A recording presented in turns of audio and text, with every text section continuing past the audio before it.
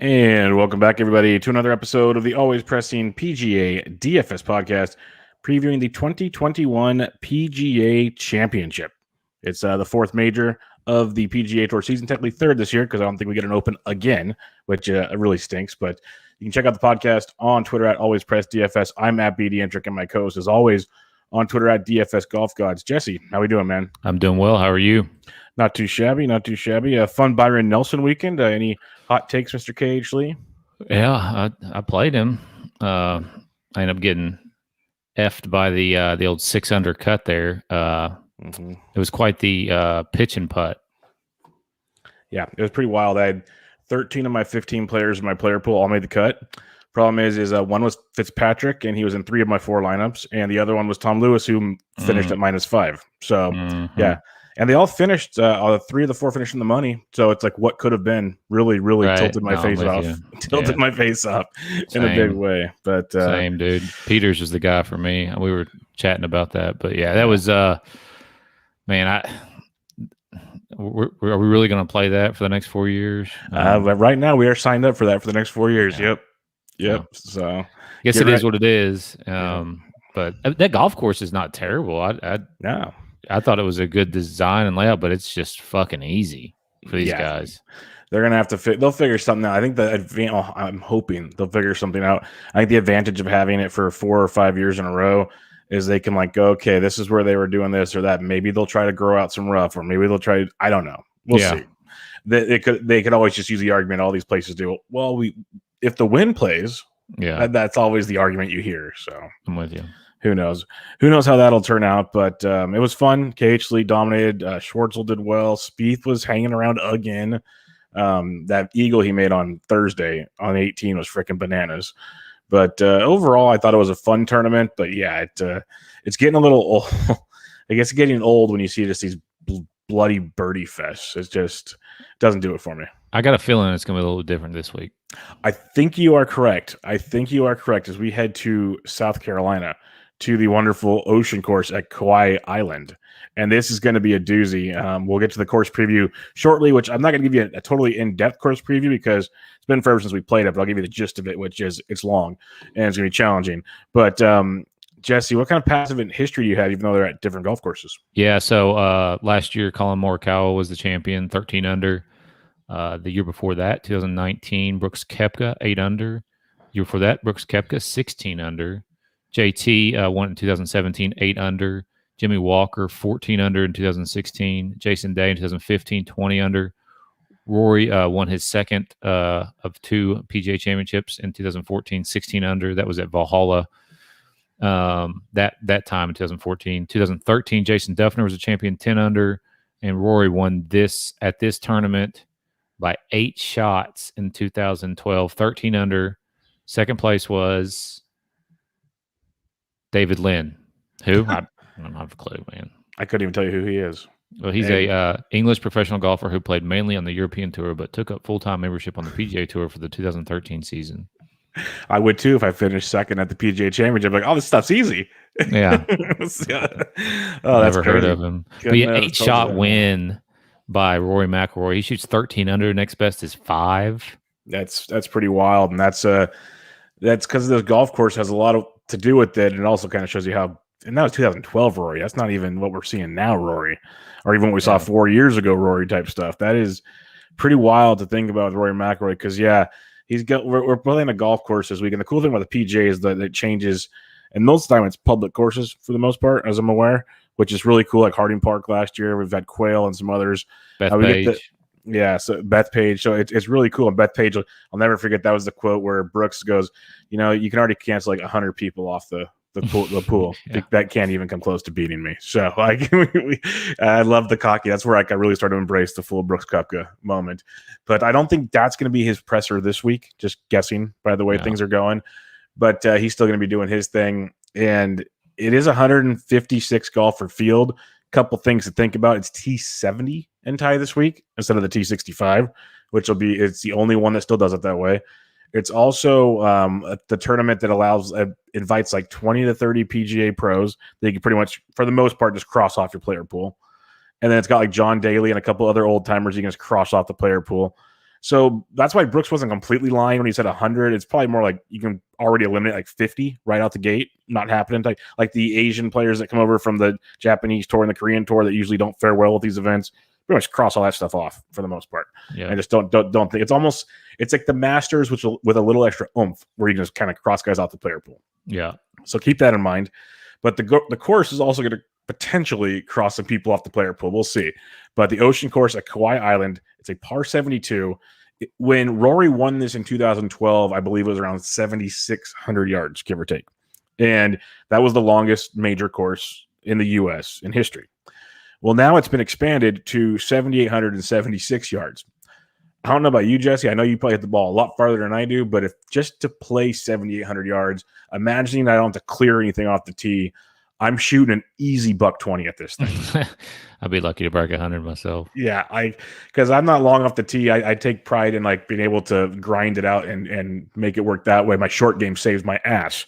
But yeah, what these guys are doing, I just can't imagine it. It's pretty much all on the ocean, or at least I think like 3/4 of it's on the ocean, which you don't get anywhere else. Thus the swirling ocean winds that come up like crazy. Some of it's just gentle, no big deal. Get a little pebble action where Gary Woodland goes low type stuff. Or the year Rory won it, where it got really bad at times, and he just blasted the field. So you really don't know, because you can look at the forecast and get an idea of what the weather is going to be, but ocean winds just they have a mind of their own. So it's going to be a lot of fun watching that. A couple other things to keep in mind. Mostly all the par threes, the 4 par threes are over 200 yards, and one I believe is like over 250. Did like you see 17? Yes, like just like it's bananas, man. I mean, you got to carry water, and I don't know if it's into the wind or not, but it's 230 or something, 233. 17 was playing 233 from the back there, so I'm pretty sure, and I apologize if I got this wrong, but I read a bunch of stuff and listened to a bunch of course descriptions, and I want to say the front 9 is primarily wind behind you, back 9 is primarily wind in your face, but it swirls a lot, so it could change. But that's the most of the layout. Could have mixed that up.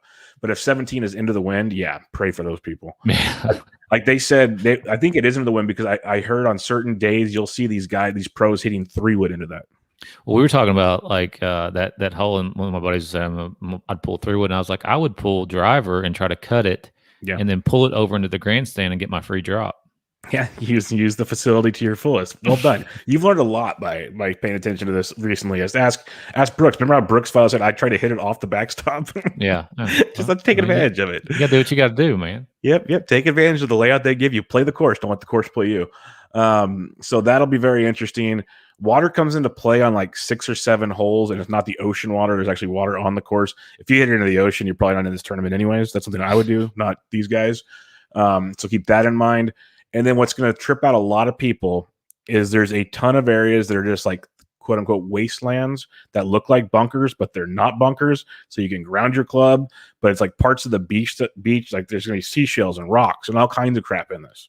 So it could be considered native area, but what they call it's like wasteland, but it's legal to hit out of, and it's right by the fairway. So it's pretty much your fairways, a little bit of rough, or you're in the freaking wasteland. And that's going to make things wild, especially if it's a super windy day and these guys are just piping things everywhere. So that's going to be interesting. It's a Pete Dye design. So as we know, Jesse, got certain spots off the tee. Like he doesn't care what you can do, but you need to land in certain areas to give yourself a chance. The green complexes are very tricky. So this is one of the courses, I believe back in 2012. If you're in the fairway, you hit the greens about 65% of the time. If you are not in the fairway, you hit them less than 45% of the time. So put that into perspective for you. Pass ball on greens, people will say they're easy, they're slower, they're stickier, whatever you want to do. I don't care. You got to still get there and putt, because just getting there is going to be a grind to begin with. Super long, but it's a link style course. So based on the wind and how dry it is, because it's going to be windy, it's going to dry the course out. You're going to get a lot of roll if you're hitting the fairway. So keep that in mind as well. It's going to be a lot of fun. Really, really fun tournament. Like there's a bunch of ways to attack it, Jesse, because you can play for the wind, you can play for not the wind, you play for bombers, you can play for smart, accurate players. Because I think they're all going to have their chance depending on the weather. Yeah. So how do you attack? It's like, what stats are you looking at? I mean, I'm waiting driving distance. It's you got to hit it far at 7,800 yards. I mean, I don't care who you are. You've got to be able to get it out there. It's gonna matter this week. And then just your normal. I mean, I think par 5 scoring at a par 72 is going to matter quite a bit. I think the vast majority of the birdies, I'm not sure how easy the par 5s play, but typically these guys can birdie just about any par 5. So I think that's going to be a huge factor. And then just your normal, shots gained tee to green approach, recent especially, form on that. One thing that going back to what you talked about it being a good week, did you see how much coverage there's going to be this week? No, I did not. I'm assuming it's good if you're mentioning it. I mean, it's like pretty much 12 hours every day from ESPN Plus to ESPN Thursday, Friday, and then ESPN Plus and ESPN CBS Saturday, Sunday. So I'm pretty sure it's just going to be on constantly from 7 a.m. to 7 p.m. So that's outstanding. Finish. I have a swamped week, but I'll have to try to figure that out. Yeah, I'm playing a member guest this week. My wife's graduating from nursing school, so we have the ceremony, a party, and all kinds of stuff. So yeah, I'm pretty much out on that one, but I'll try my best to catch up on it. But the other thing, you mentioned the par 5 scoring. We talked about par 3 a second ago, but the par 4s also. It's 6 or 7 of them are well over 450 yards. Yeah. So you're going to need that long iron game to come into play for you as well. So it's an extremely tricky golf course. That's what makes it a major style golf course. It's going to be fun to see and different ways to approach it to break it all down. Real quick, let's talk some Fanshare Sports for you. If you go to fansharesports.com, use promo code AlwaysPress, get all the goodies you want there for about 20% off the package of your choice. And I just went through some different deals. You can do all kinds of search engines here.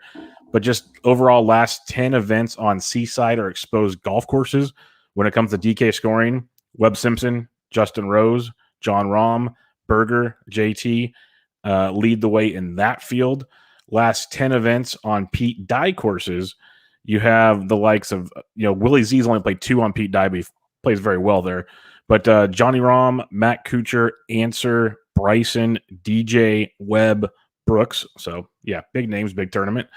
Last 10 events in a major, last 10 majors, DK scoring, Brooks, Xander, DJ, Finau, Rahm, Webb, and Vic Hovland. So a couple names keep ringing the bells on these ones. And the last but not least, last 10 events on 7,200 yards or 7,400 yards, par 72. And I also clicked on strong field strength. So it's a tough tournament and a long golf course. John Rahm, Jordan Spieth finishes second here. Justin Thomas, Xander Schauffele, Willie Z, and Russell Henley check the boxes here. I wanted to put long as shit golf course because they only said 7,400 yards, but they didn't allow more than 7,400. So I'd love to see, like, if we bet a 76 plus, how that kind of changes a little bit. There's just not many. I guarantee it. No, this is a behemoth. I think there's the Corn Ferry one up there. I think in Boise where they have like a par 6, like 700 or 800 yard hole they play. Yeah, that would probably be the next closest thing, is my imagination. So. All right, let's get into the DK scoring on this bad boy, and it's rather loaded, as we talked about here, and we kick it off in the 10K plus range. You got Rory at 11.5, JT at 11.3, DJ at 10.9, Rahm at 10.5, Bryson 10.2, Jordan Spieth at 10.1. So, Jesse, who you like in the 10K range? I'm just gonna they're all playable. This is just like every week. I mean, these are the best golfers in the world, the top 6 golfers in the world or whatever. So I wouldn't talk anybody out of playing any of them. The guys that I'm definitely going to play, DJ, he did play here in 2012. He finished 48th, whatever. It's his home state. He withdrew last week from the pitch and putt open or whatever that was. And I don't know. I just feel like he might go a little bit under the radar. And then the other guy that I'm definitely playing, I don't care, Jordan Spieth, just going to play him. I mean, first, third, ninth in his last 3 starts, 9th place last week. He didn't have really good, he started off really well, but then kind of had a shit Friday round and then a shit Sunday round, whatever. I like him. His short game is good. And he's not the longest off the tee, so he doesn't when I weight driving distance so heavily. He's not like super high up on the model. I was looking at some Fanshare stuff, man, and he was good on some of the stuff I was pulling up too. So those are the 2 guys I'll definitely be targeting. I think Bryson's GPP play like always, and maybe it's his week. I don't know, but like last week he shoots 7 under at that place. I thought especially once I saw it, kind of how it played, like, why is he not shooting 20 under? Yeah, I'd love to go back and look at his like hole by hole and see what happened, because he shot even on Saturday and I think 1 under on Sunday or something. It was bizarro world with Bryson. That's just the world Bryson's in right He now. shot 3 under on Sunday. 3 under, okay. So maybe he finished at like 10 under or something. But either way, he's fucking 15 not what he should have shots been. back. Right. Yeah, he was way off the call there. So it's interesting, but yeah, he's always GPP viable, because if this turns into a windy mess and it's hard to hit fairways and the rough is thick, like a major rough, well, we've seen Bryson succeed in that easily. So that's definitely something you can take a look at in his regards. You can make your argument for Rory. I think he's going to be very, very popular, of course, all things considered. I think he's in play for sure.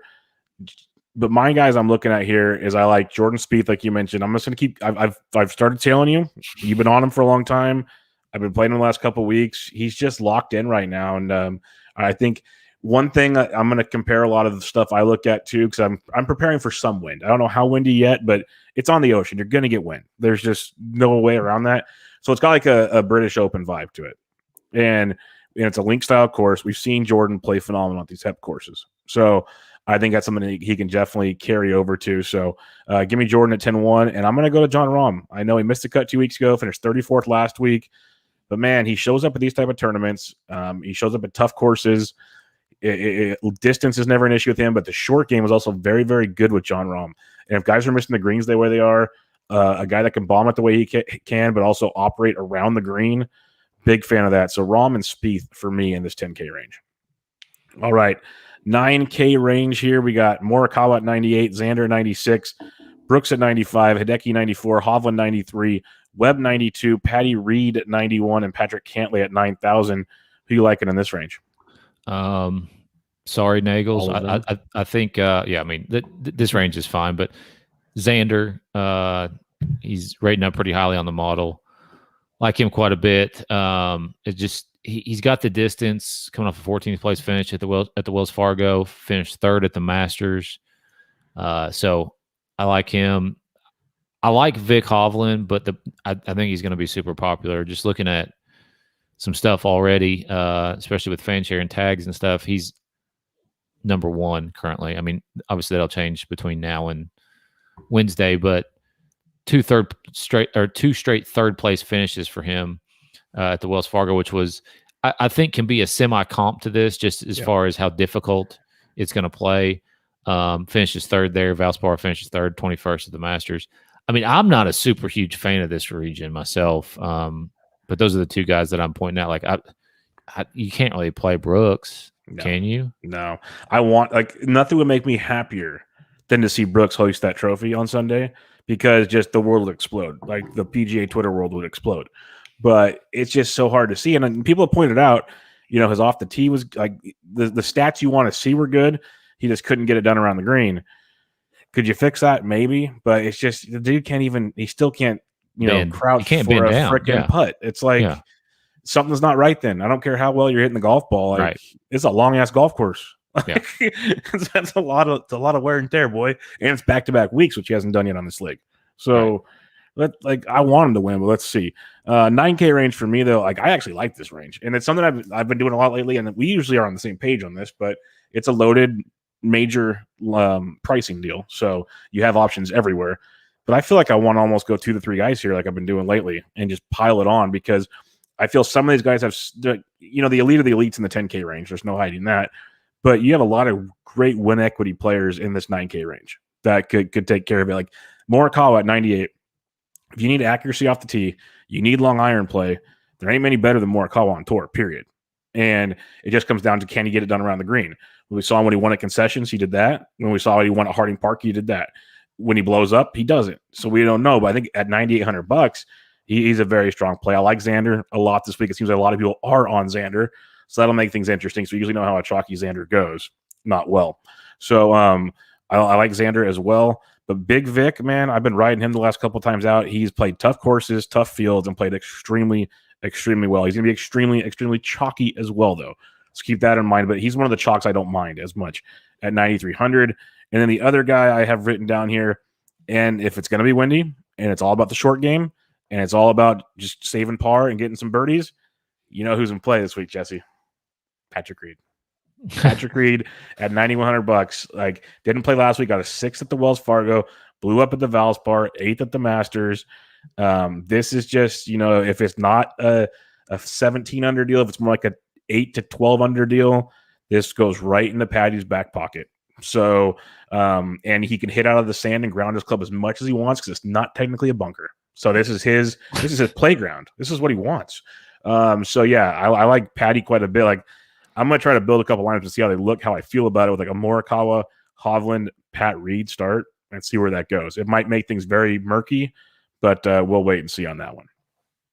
All right, 8K range for you. You got Cam Smith at 89, Willie Z at 88, Berger 87, Finau 86, Scheffler at 85, Fitzpatrick 84, Sungjae 83, Fleetwood 82, Rose 81, Hatton and Usti 8,000. Another big time range. So you're going to see a lot of people either go in the 10K range down to the 8K, or they're going to start mixing and matching. So what do you like in this range? Start up top with Cam Smith. If it's windy, the Aussies play well in the wind. And then you look back at his most recent tournaments, 9th, 10th, 17th, 11th, and 4th. Dude's just playing very, very well. And I don't see him being that popular, especially with Zalatoris right below him. I do like Will Zalatoris. I think he's fine. I think he's maybe potentially hit a little bit of a wall. I expected him to play better last week. He's playing a lot. Just snuck into the weekend too. Yeah, I mean, he's playing a shit ton. So if he does hit a wall, I totally understand it. But this is. I don't know that I'll actually end up playing him this week because I would rather play somebody like Cam Smith. I think Scheffler's okay. He's become a pretty popular name. I mean, he was fucking like 40% owned in the shit that I was playing last week. And maybe just because we were in Texas or something. I don't know. He's got the Texas narrative, whatever. But with that being said, he's a win player. Dom in the chat there said Daniel Berger. He had a really good weekend, especially on Sunday. Shot 64, 8 under, and ended up finishing 3rd last week. Coming off the 13th place finish at the Heritage. I do think he's playable. I don't know where Finau's game's at. I've seen Tommy Fleetwood's name already. He might be a little bit more popular than what I want to deal with. I think Justin Rose at 8,100 is interesting. He did finish 3rd here when it was played here in 2012. Again, it's not really necessarily what I'm going to go off, but coming off a miscut at the Valspar, not great. Finished, 7th place at the Masters. I don't really want to pay this much for Justin Rose at this point, but I think a lot of people will see it that way, and he might come in, at some pretty low ownership. So really, for me, I really like Cam Smith. I think Berger's a good play. Scheffler as well, and then Rose. 100% with you on Cam Smith. He always comes in rather low owned to begin with, and you mentioned the Willie Z right next to him. That's going to lower a lot of ownership for Smith. I'm a big fan of his, and you mentioned the win play, just the overall play for him in general. Coming off the win of the Zurich with Leash, 9th at the Heritage, 10th at the Masters. Dude's playing some great golf. So yeah, I'm 100% on board with you at the $8,900 price tag there. Berger is looking great. The form's good. He's $8,700, pretty cheap. I'm not sure I'm there yet, but he does, like they say, check the boxes. But I could see that with Berger. Finau's the guy I'm really curious on. He's $8,600. Any other time, if he was coming in and playing great golf, he'd be like 25% owned right here. We've talked about it so many times. Oh, easy. It's major Tony Finau pricing. Here it is. Well, now we have a chance to get him at like 10, 12%. And it's like, I kind of want to, miscut at Wells Fargo, but then 10th at the Masters, miscut at the Valero, played okay at the match play. It's kind of been all over the board. But man, an $8,600 Tony Finau, where if he's getting it off the tee, which he usually can, he's good around the greens. Like, this kind of spells like, it doesn't have to go shoot 2,500 par like last weekend. He can hang around and get the job done. He can take advantage of par fives. Like, I really think I'm going to be having some Tony Finau this week. And you know what? If he misses the cut, it's fine. But when we talk about guys that can win or, top 5 at $8,600, Finau can do that. We know that for sure. So that just, like, if you're trying to win a milli and he's coming in not super chalk like usual, I'm kind of on board with this, taking that chance in a tournament. Like in cash, if you don't want to go there, totally get it. I totally get it. But in a tournament for the upside Tony Finau brings to your squad, I think I got to go that way. A couple others here. I will go back to Fitzpatrick, especially if we get the forecast of wind. He can grind it out like no one. Like he's not I didn't know the course was going to play 25 under, given he putted like crap last week, and that's not his forte. But he wasn't going to contend anyways. He doesn't score like that. He has to be in a low scoring deal. So I'll go right back to him this week. Hopefully, at depressed ownership because of the missed cut. And then Hatton and Usti are interesting. I like both of them. Usti's been playing really, really well, playing out of his rear end basically. But both of them at $8,000, potentially coming in at rather low owned. I think he gets some nice leverage. Hatton finished third back in 2012. Or no, that was Rose. Sorry. Hatton didn't play here. Usti finished 21st back here in 2012. Usti's coming off in 8th place at the Valspar. So both have taken a couple weeks off, but I think they're both intriguing. But I kind of like the upper 8K range a little more than the lower 8K range for now. But you got those Euros, like you said, Fleetwood, Rose, Hatton, Usti. You can play the ownership game, so they'll probably come in low owned in this field. All right, $7,500 to $7,900. Jesse, who you liking? Start with Abraham Answer at 79. Just a guy who has been playing well, but also just tends to show up. 2nd, 5th, 18th in his last 3 events. Hasn't missed a cut since the Genesis back in February. Neiman along the same lines at 7,800. He had, I don't know when the last time he missed a cut. It was before November, but 18th and 8th in his last 2 starts. He's got the new record since Rahm lost. Oh, did he? He's got the new cuts made record now. Right now, the live one. I'm with you. I think he's fine. Paul Casey at 77. He showed up on some of the fan share stuff that I viewed before we started here, and he did play here in 2012, but missed the cut. 21st at the Valspar, missed cut. 26th, 5th, 10th, 5th, 12th, 1st. I mean, not great recent, but overall playing pretty well. Corey Connors hits the ball long enough. If it's not a putting fest, I think he's very, very playable. Similar to Mark Leishman, he did play here in 2012, finished 27th. Played last week, finished 21st, 5th at the Masters, playing good golf, Aussie win player narrative. What about you, Sam Burns, man? I even joked about it last week. I'm like, he fits like he's a super go low guy, so that should have made sense. But we never see guys go back to back, and he fell apart on Sunday, I guess, or he just didn't go low on Sunday. But yeah, that's impressive stuff. I'll be interested to see his ownership and like how highly touted he is, because like if you go back to like the last true like test was the Players Championship that he played, and he shot 81-76. Yep. At the Arnold Palmer, he shot 77-72. Both of them missed cuts. I mean, those are a lot more difficult courses than the Valspar played this year. It should have been more difficult. And then obviously at the Pitch and Putt Championship last week. So I don't know about Sam Burns. He rates out very well on the model, but we'll see. And then Bubba Watson, dude, at 75, very much in play. 11th here in 2012. So Bubba plays well at places he likes. Apparently he might like this place because he finished well here. 18th and 13th in his last 2 starts, so 2 straight top 20s. At 7,500, I think we're getting a steal there on Bubba. Yep, 100% with you. Bubba loves Pete Dye courses. Like at least half or more than half his wins in his career but Pete Dye courses. And this is one of those deals that if you have to grind it and, shot shape and whatnot, this just screams Bubba Watson. So $7,500. And he's going to come in like medium owned, not high owned. Like a lot of these guys, you can kind of play the ownership game in the 7K range pretty well because Bubba comes in at 75, looking really, really strong. I love Leash at 76 for all the reasons you mentioned. I've been riding him lately, and he just didn't go low on the weekend. He went into the weekend on fire, just kind of fell apart on the weekend, but like him a lot at 76 as well. And then Neiman at 78, huge fan of that because if it gets windy, we've seen him when he plays in Hawaii and other places. He's got the stinger. He's got everything you need, and he's got a pretty darn good short game too. So I like Neiman at 78. And then Answer at 79, like you mentioned. And the one guy you did not mention, and I'm going to be on him for sure this week. At least half my lineups will have this man in here. He'll come in low owned. He is a guy that can play in the wind, as we've seen very well. He can play links courses very well. He's the defending Open champion in Shane Lowry. I'll be on him at $7,800 because this setup, especially if it gets windy, fits this guy's game big time. So I like Lowry at 78 quite a bit. So this 7K range, it's going to be juicy. That's why I kind of feel when I was looking earlier that I can go 3 9K guys and then drop in here and be pretty comfortable with life. What do you like in the 7K to $7,400 range? Right at 7,400.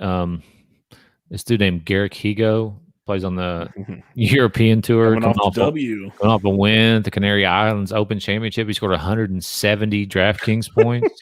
Oh, it's like he played a pitch and putt. 66, 63, 64, 64. Got the dub. Straight European Tour player. So, I mean, I don't know much about him, but just my model likes him quite a bit. Keegan at 73, man. I mean, he hits it long enough. Played here in 2012, finished third. Playing very well as of late. 18th, 2nd, 23rd, 30th in his last 4 starts. Hasn't missed a cut, which is pretty surprising for Keegan since January, which was the American Express Open. 7,300, I feel like that's a low price on him as far as he can hit it, and if he doesn't have to make a shit ton of putts. Cameron Champ at 71. I mean, if we're going to talk about length, obviously he's got it. He has made 3 straight cuts. He made the cut last year at the PGA Championship and finished 10th. Has a decent track record at the most recent major championships. He did miss the cut at the U.S. Open, but finished well at the Masters both the last 2 years. Kokrak at 71. I mean, the dude's just playing out of his mind. 13th, 49th, 9th, 8th, 9th. I feel like that's a really low price for Kokrak, as good as he's playing. And then a dude who is a Pete Dye specialist. He did miss the cut here in 2012, Matt Coocher. Coming off a 17th place finish. He actually flashed some form and was up before a Sunday 73, which doesn't seem terrible, but when everybody else is shooting 600 and you shooting 73, you're getting lapped pretty hard. So he fell down the leaderboard, but he might fly under the radar there at 7,000. Yeah, I like the Cooch call quite a bit. Yeah, this range, it's, again, for your tournaments, for your leverage, I'm in. Brian Hartman at 74, coming in phenomenal form, 18th at the Wells Fargo.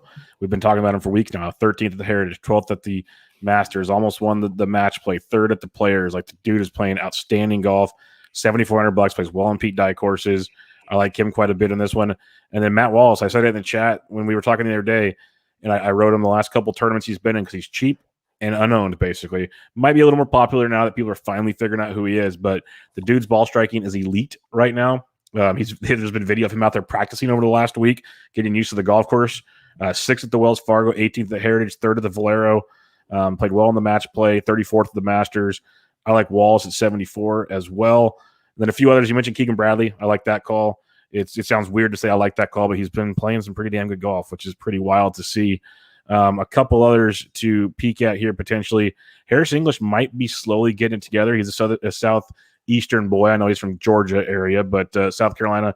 Finished 13th at the Byron Nelson, 43rd at the Wells Fargo, missed the Heritage, but 21st at the Masters. Could be an interesting tournament play at $7,200 if you want to get some low-owned English. The other guys, Jesse, you know what's pretty bizarre? Cam Tringali was like 10K a while back. Now he's 7,100, missed cut at the Wells, 3rd at the Valspar, 9th at the Valero, 13th at the Honda. So a couple easy tournaments, I guess, but $7,100 seems interesting, to say the least. Yeah. I don't know. Do you have anything on Tringali?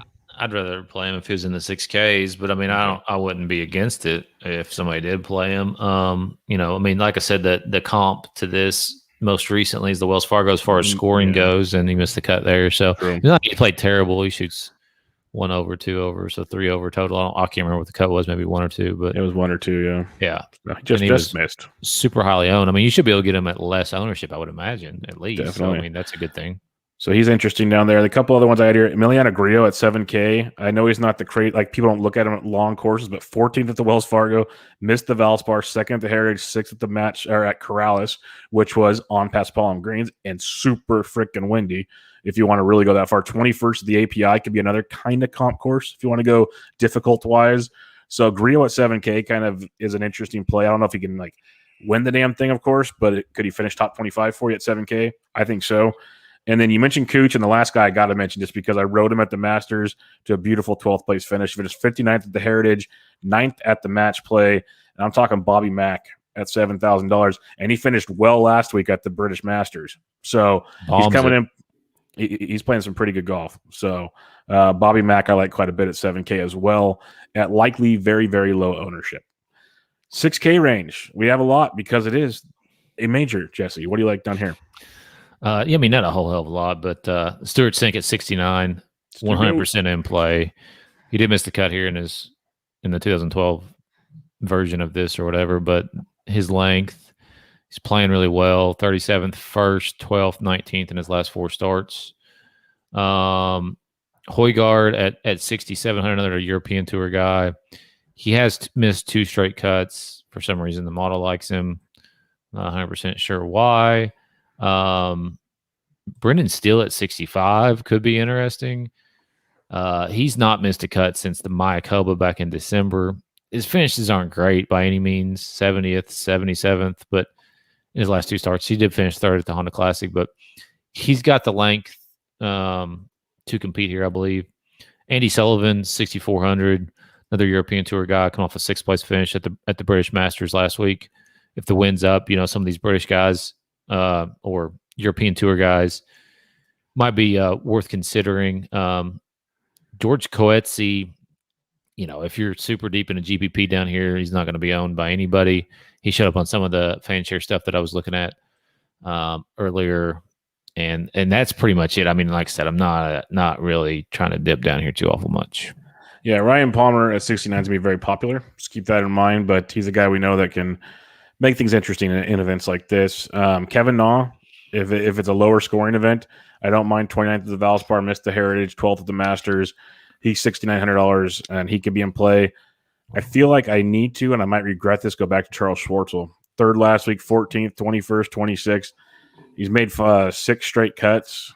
He's played some really, really good golf. Yeah, dude, listen. I had a choice to play Charles Schwartzel or Cameron Champ last week. Guess who I picked? You picked Champ. Yeah.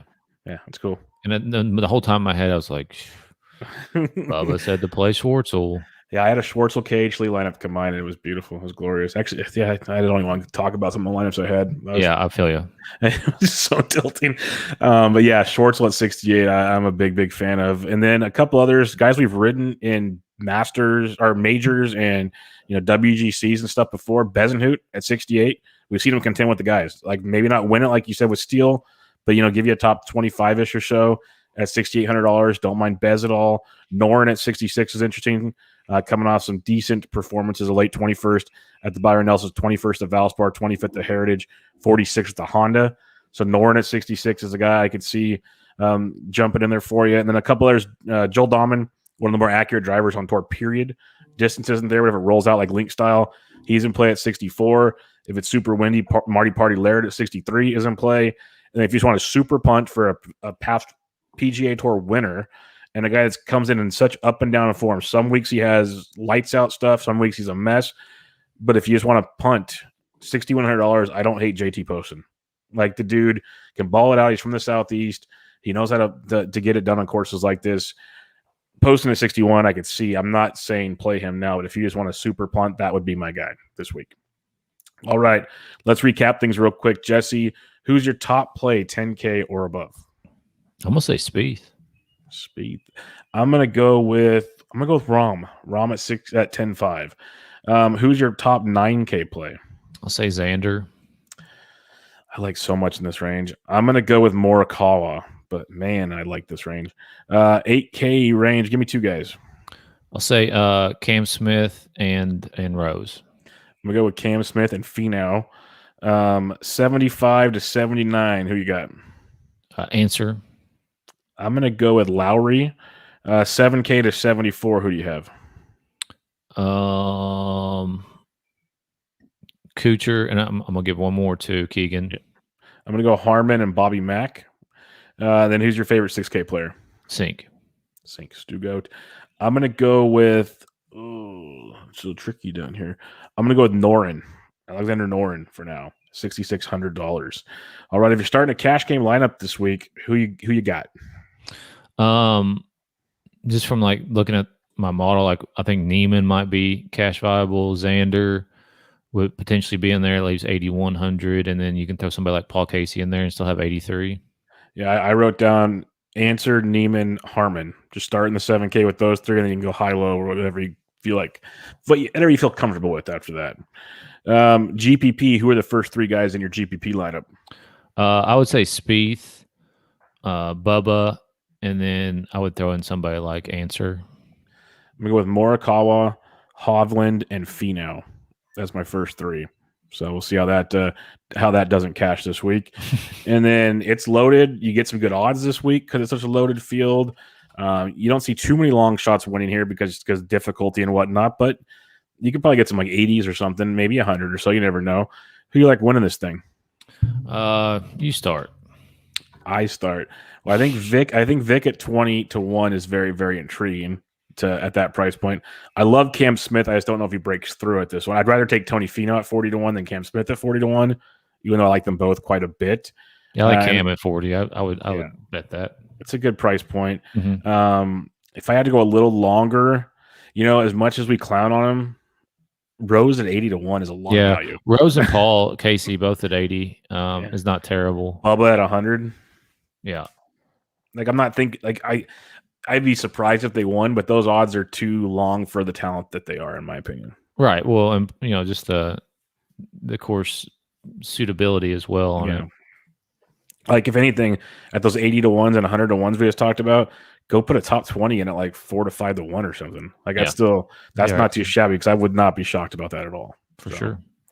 This is a good week to do. I say it every I'm broken record, but I like some top 20 bets just because it's a loaded field. You can see a lot of goofy crap happening here. Yeah. I wouldn't put money on KH Lee at plus 125. He was fun last week. Don't see it happening this week, but I don't either. You could have some more fun with it for sure. There's a lot of good stuff to like this week. But final thoughts, Jesse, as we have another major on hands. There's a Millie Maker. There's all kinds of good stuff. We have Dom always pitching in the Slack chat with all kinds of cool stuff. Kevin was around this morning. We've got people everywhere. So final thoughts. Yep. Good luck. Have fun. And it should be a great week just to watch in general too. If you got ESPN Plus. Yeah. I will say I'll plug this one. If you guys are looking for like a 3 max or something like that, the Mayo's half full and it's over $100,000 rake free. It's a massive tournament this week. So it's $15 each 3 max.